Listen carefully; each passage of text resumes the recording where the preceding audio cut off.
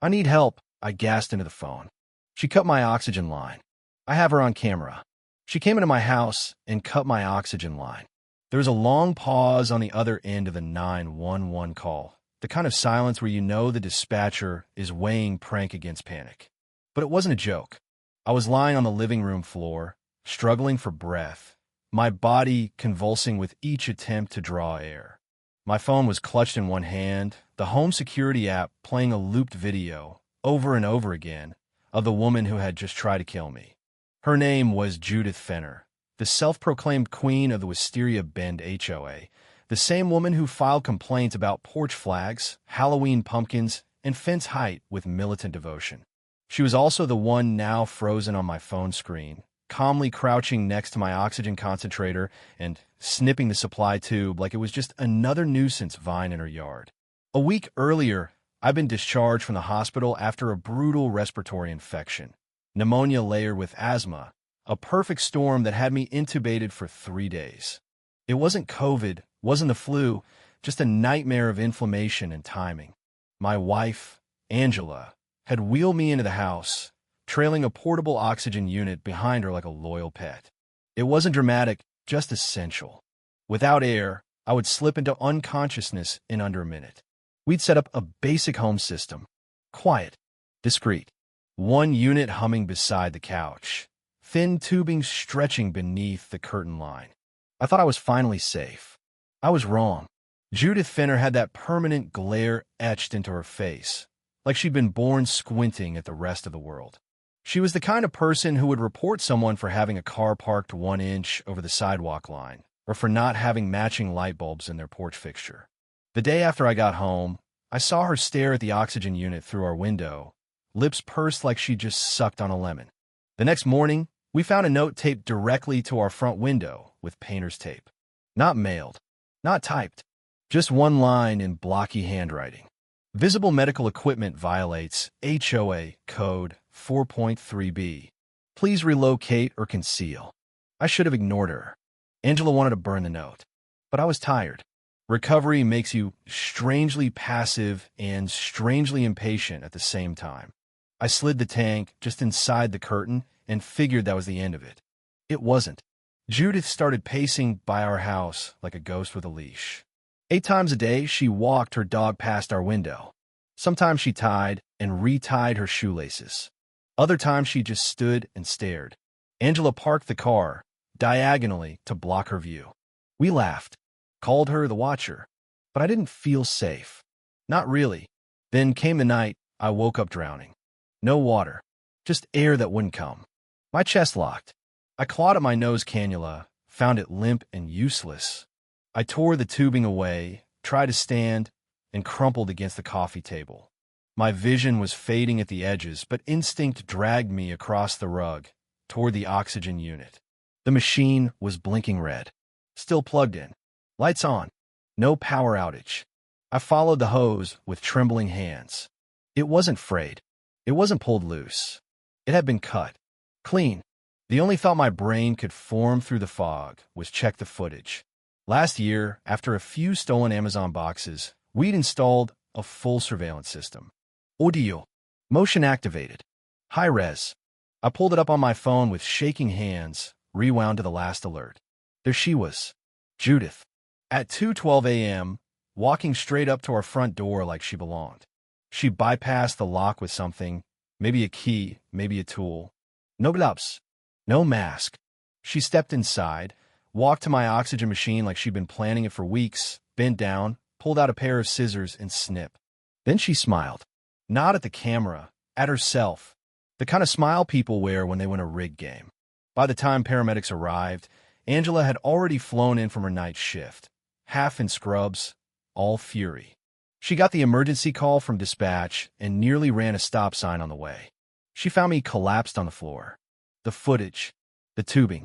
She went silent. Angela doesn't yell when she's angry. She gets surgical. That night, she whispered, "We're going to bury her." And she meant it. The next morning, Judith was back, robe on, dog in hand like nothing had happened. Angela stormed across the lawn. I watched from inside, oxygen mask on, security footage up. Judith smiled, as Angela approached. And then she said it. I just wanted to restore the harmony of the neighborhood, Judith offered. Your husband's medical gear is alarming to some residents. Angela didn't hit her.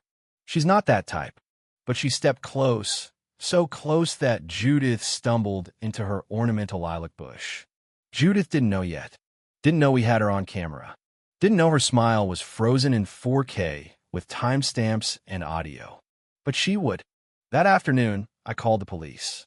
Officer Jamal Reyes arrived, same officer who'd helped us after the porch thefts. His face rarely changed expression, but when I showed him the footage, even he blinked. She just walked in? He asked, baffled. Like she owned it, I croaked. You're saying she entered your home without permission and cut your medical line? Yes, and I have it all on video. He watched it twice, paused on the smirk, rewound to the scissors. You know, he said slowly, I think your HOA is about to get very quiet. And that was just the beginning. Angela became a force of nature. As Reyes left with a flash drive and promise of pending charges, Angela picked up her phone and started a list. Neighbors, witnesses, legal aid. At the top of her page, underlined and circled in thick pen, was one name. Judith Fenner. Angela had always been calm in chaos. It came from her years in emergency rooms, dealing with trauma, pressure, blood, and death without flinching. But this wasn't work. This was personal. This was someone breaking into our home, violating our safety, threatening my life because they didn't like how it looked. Her anger didn't explode. It simmered. Focused. I'd only seen her like this a few times in our whole marriage, and each time ended with someone else in tears and Angela untouched.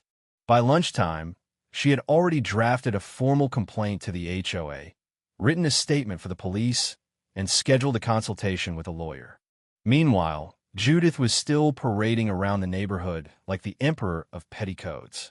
She even waved at our house that afternoon, slow, smug, with a grin that said she thought this was a game. I didn't have the strength to scream, so I replayed the footage again instead. Each time I saw something new, her glance at the camera, the way she hesitated before walking in, her deliberate, almost gleeful snip of the scissors. This wasn't a mistake. It was intentional, calculated. Later that evening, there was a knock at our door. Not the police. It was Mrs. Evelyn Monroe, our next-door neighbor.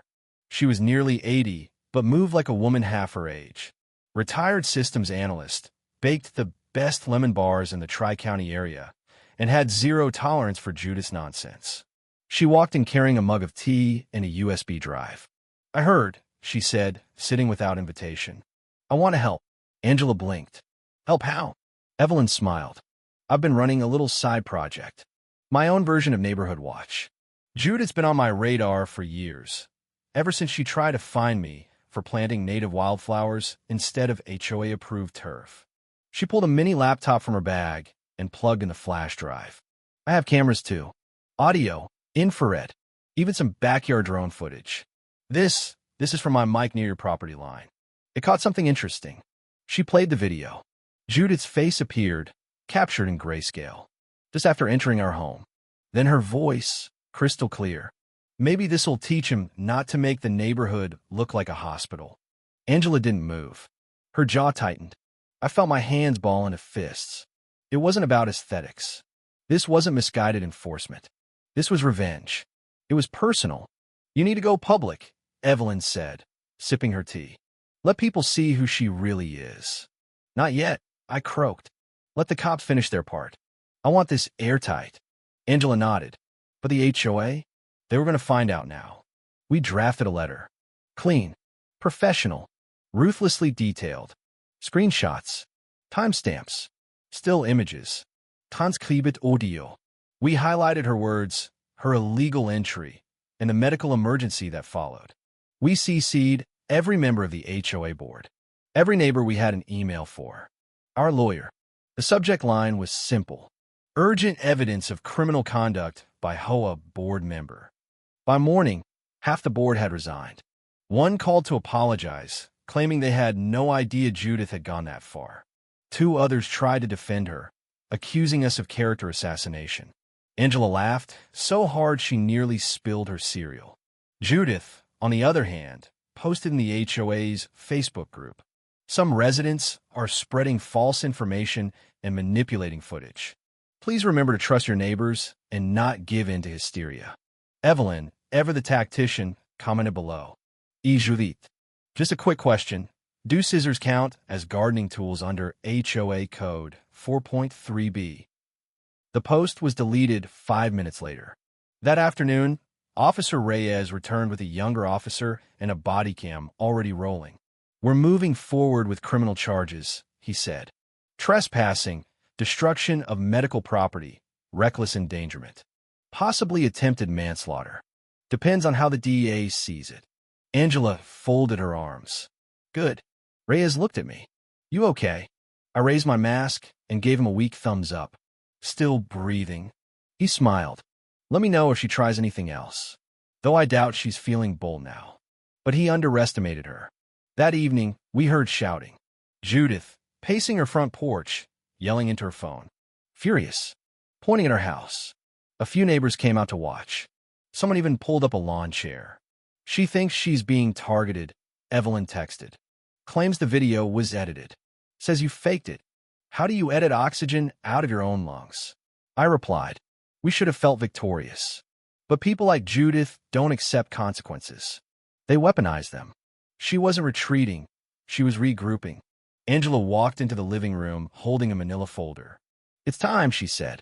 We talked to the lawyer. If she wants a war, she's getting one. And for the first time in days, I felt a flicker of strength. Judith thought I was weak. That Angela was just a nurse. Then no one would care. She had no idea what kind of storm she just kicked up, and now the whole neighborhood was watching.